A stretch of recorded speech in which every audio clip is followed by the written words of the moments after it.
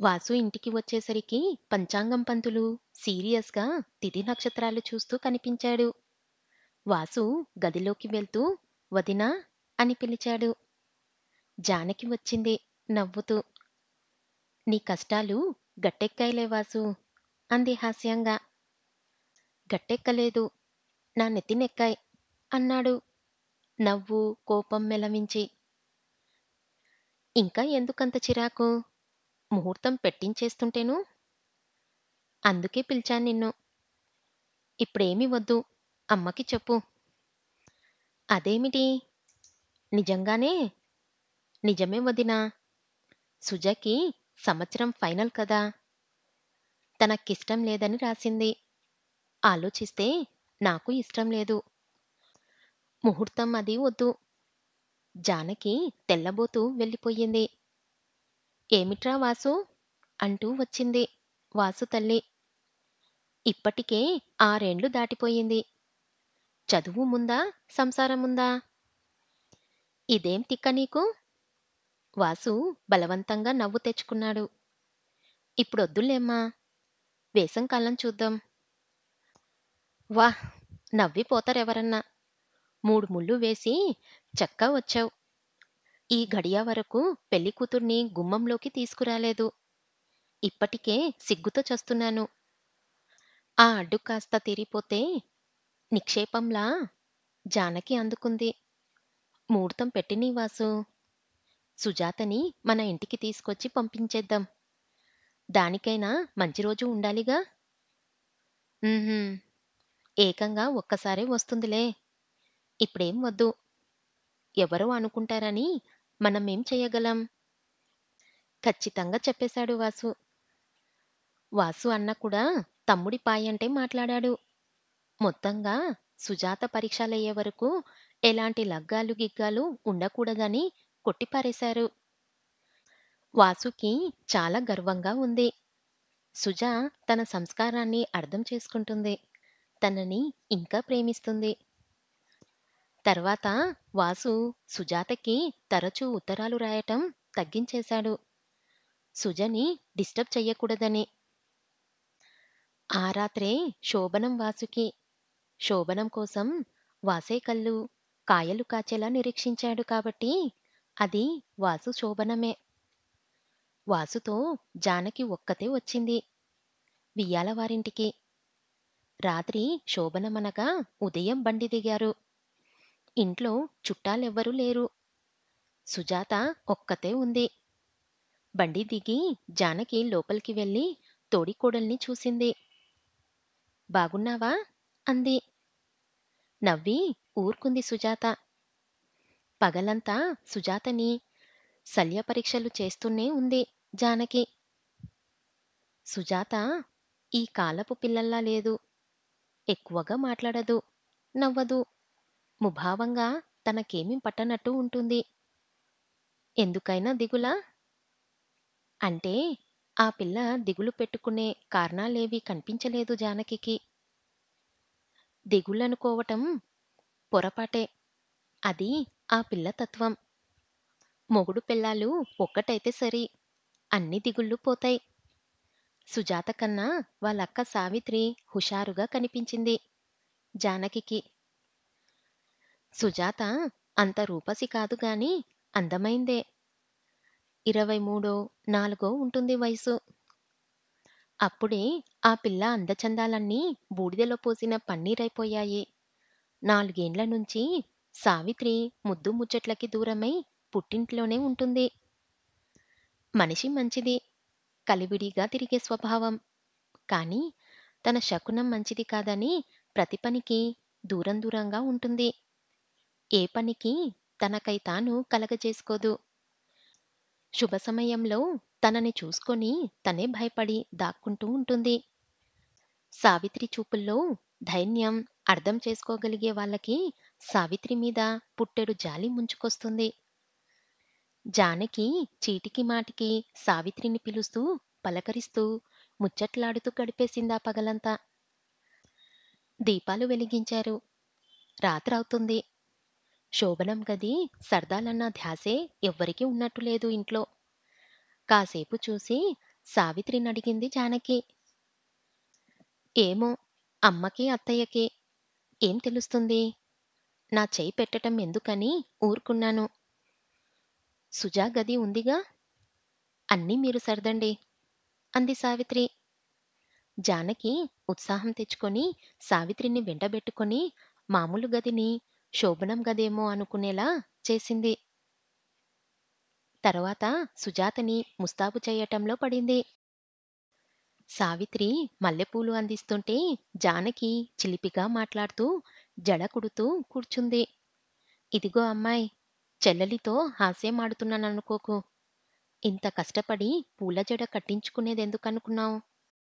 దీనితో ఒక్క దెబ్బ వేశావంటే రేపు ఆ వాత పెళ్ళికొడుకు చెంప మీద మాకందరికీ కనపడాలి. సావిత్రి ముసిముసి నవ్వులు నవ్వింది. అంతలోనే దిగులుగా చూస్తూ కూర్చుంది. సుజాత కిక్కురుమనలేదు. జవాబు చెప్పలేదు.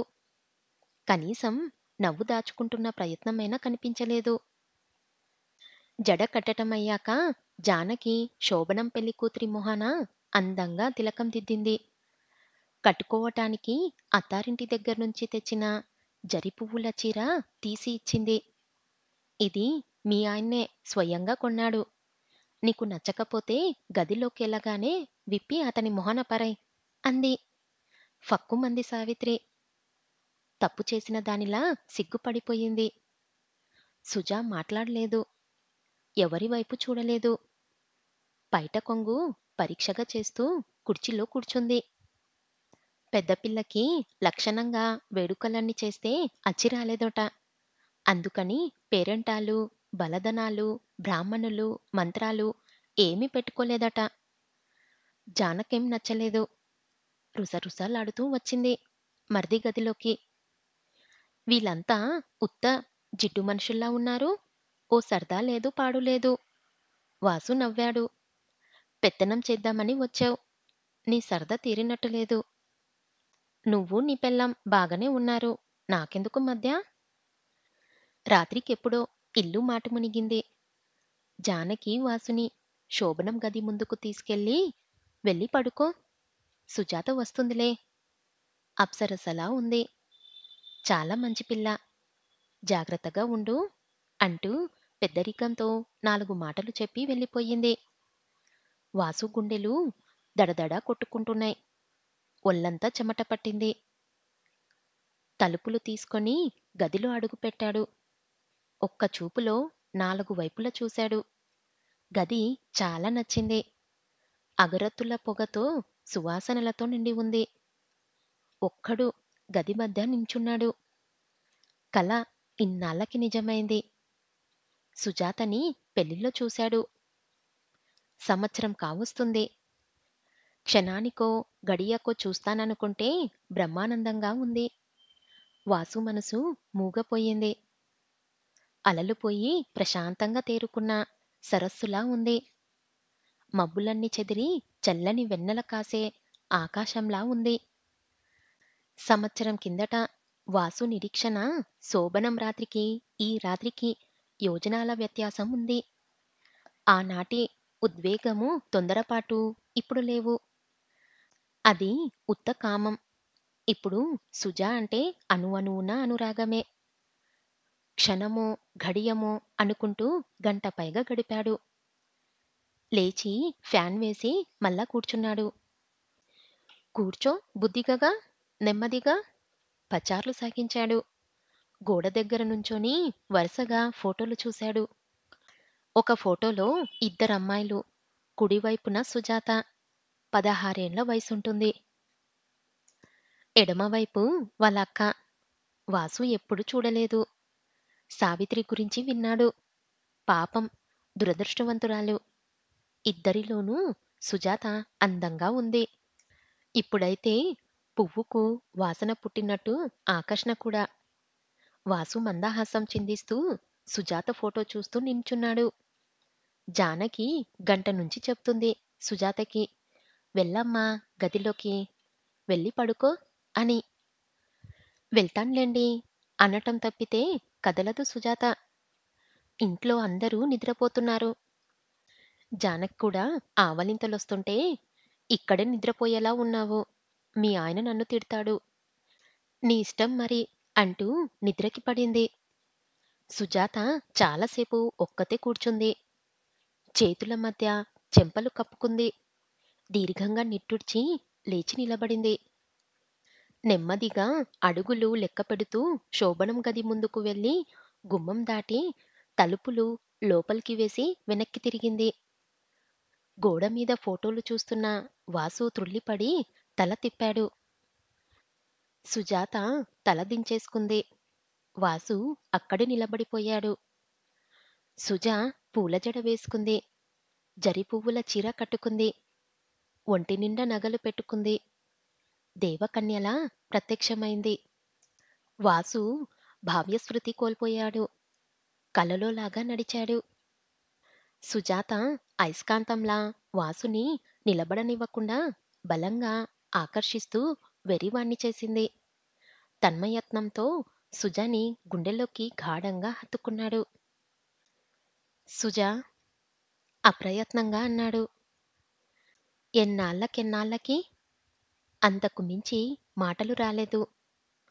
ఎంతో చెప్పాలని, ఆవిరంగా మాట్లాడాలని తహతహలాడుతుంది హృదయం. సుజా, ఈ రోజు కోసం ఎన్నాళ్ళుగానో నిరీక్షించాం కదూ! నిజం చెప్పనా? ఇలాంటి రోజు రాదేమో అనని భయపడ్డాను నేను. నవ్వుతావేమో, భగవంతుడు నిర్దయకాడు. సుజా, నీకోసం నేనెంత తప్పించానో తెలుసా? అని చెప్పాలని ఉవ్విళ్ళారింది మనసు. వాసు కూడా అనుకున్నంత ధైర్యంగా లేడు. అర్థం కాని సిగ్గు, జంకు అడ్డు వస్తున్నాయి. సుజాత తలదించుకొని ప్రతిమలా నిలబడి ఉంది. వాసు తన్మనయంగా చూశాడు. చూసి చూసి అన్నాడు. సుజా, నువ్వు చాలా అందంగా ఉన్నావు. సుజాత తల ఎత్తలేదు. సుజా, నా మీద కోపం వచ్చిందా? లేదన్నట్టు తల ఊపింది. మరి ఎందుకిలా ఉన్నావు? ఒంట్లో బాలేదా? కాదన్నట్టు చూసింది. వాసు సుజా పూలజడ చేతిలోకి తీసుకొని చూశాడు. మాట్లాడకూడదా? నోట్లో ముత్యాలు పెట్టుకుని వచ్చావా? సుజాత నవ్వలేదు. నిశ్శబ్దంగా నిట్టూర్చింది. అప్పటికి సుజాత ఒక్క మాట కూడా మాట్లాడలేదు. వాసు రెండు అరచేతుళ్ళు సుజ చెక్కిళ్లకు చేర్చి పద్మంలా ఉన్న ముఖాన్ని దోసిట్లో పట్టుకొని సుజా కళ్ళల్లోకి చూడబోయాడు. త్రుళ్ళిపడ్డాడు. సుజ కనుకొలుల్లో ముత్యాలంతా కన్నీటి బిందువుల్లా నిలువలేక జారి వాసు చేతుల మీద పడ్డాయి. వాసు కంగారుగా చేతుల మీద కన్నీటిని సుజా మొహాన్ని అయోమయంగా చూశాడు. ఏమిటిది? సుజా, ఇలా చేస్తున్నావేమిటి? నేనేమన్నానని? సుజా కన్నీటితో తడిసిన కంటిరెప్పల్ని అల్లార్చుతూ దీనంగా అంది. నాకెందుకో భయంగా ఉంది. భయంగా ఉందా? ఎందుకు? నన్ను చూసేనా? ఉహుం, కాదు. అసలు ఏమిటి? చెప్పు సుజా. చెప్పకపోతే నాకెలా తెలుస్తుంది? నేను పరాయివాడినా? మన ఇద్దరి మధ్య భయాలు, సంకోచాలు ఏవీ ఉండకూడదు. అది కాదు. తల దించేసుకుంది. సుజాత ఒక్క క్షణం ఆగి తలెత్తి వాసు మొహంలోకి చూసింది.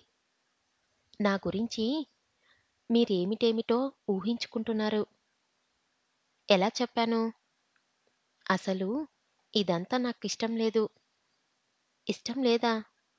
ఏది? ఏదంతా? తెల్లబోతూ అడిగాడు వాసు. ఇదే, ఈ శోభనం. ఇవి ఛీ, నాకిష్టం లేదు.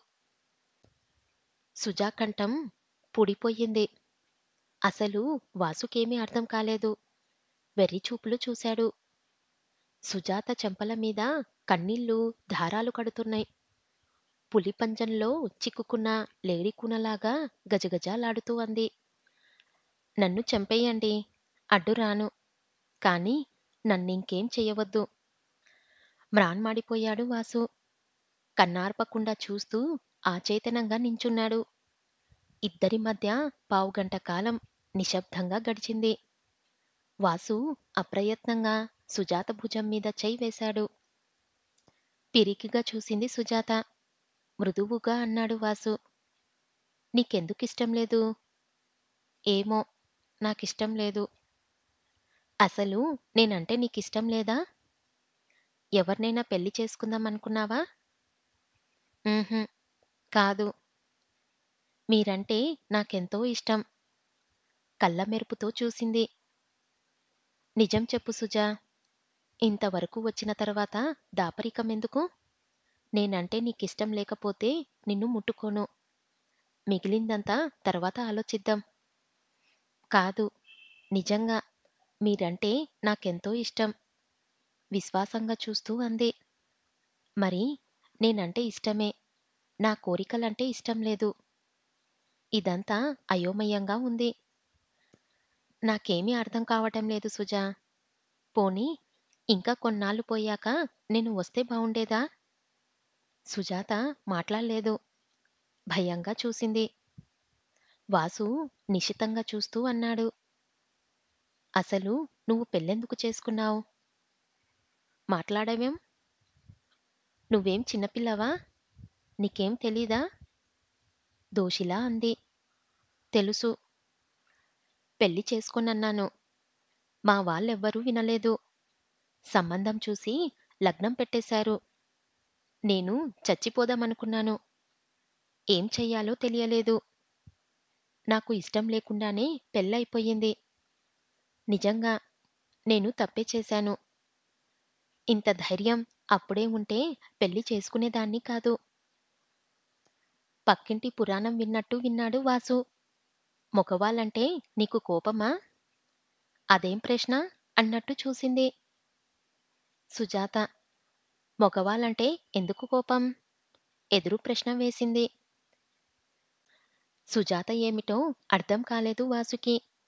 నువ్వేమైనా కథలవి చదువుతూ ఉంటావా? చదవను. చిన్నప్పుడు చదివేదాన్ని. మా అమ్మ తిట్టేది. ఇప్పుడు నాకే కథలు చదివినా నచ్చవు. ఏ సినిమాలు చూసినా బావుండవు. వాసు కొంతసేపు మాట్లాడలేదు. దీర్ఘంగా ఆలోచనలో మునిగిపోయాడు. మన పెళ్ళైన మర్నాడు నువ్వు గదిలోకి రాకూడదన్నారు. అది నిజమేనా? సుజాత మాట్లాడలేదు. వాసు కోపంతో ఉడికిపోయాడు. ఎందుకింత దారుణంగా మోసం చేశావు నన్ను? ఈ మాట ఆనాడే చెప్పొచ్చుగా? ఈ భాగ్యానికేనా ఇన్ని నెలలు ఎదురు చూసింది నేను? సంవత్సరం నుంచి నన్నెందుకిలా మప్పపెట్టావు? సుజాత భయంగానే ప్రాధేయపడుతూ, అప్పుడు మీ గురించి నాకేమీ తెలీదు. గదిలోకి రావటానికి భయపడ్డాను అంది. ఇప్పుడు? మీరు మంచివారని నన్ను అర్థం చేసుకుంటారని.